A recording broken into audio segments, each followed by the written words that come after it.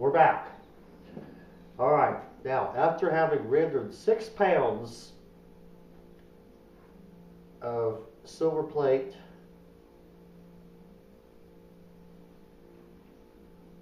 somehow we've got 6 pounds of little muffins.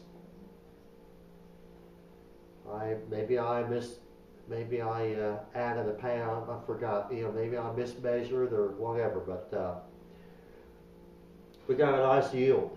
And the last 4 pours, we've been doing something different. We've been keeping, track of what we've been doing with our fluxing and degassing, and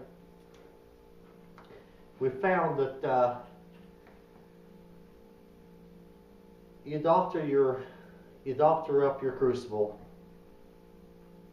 with 2 tablespoons of charcoal dust and 1 teaspoon of boric acid. Right on top. Put it in the furnace. Put a chunk of charcoal on top just for good measure. And let it go. And 20 minutes later, you can stir it. And you can punch down what has not been melted. And from then on, once you get a good pile on, you can stir it good. Shut your furnace off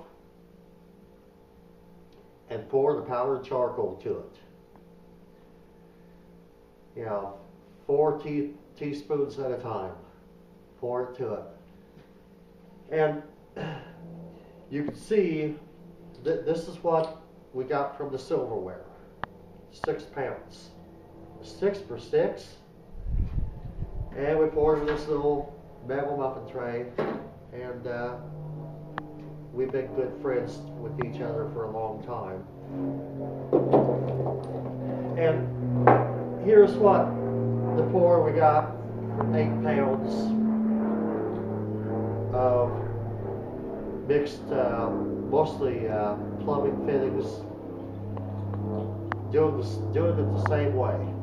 Keep a layer of charcoal on top of your melt. You gotta keep that zinc from burning off and oxidizing.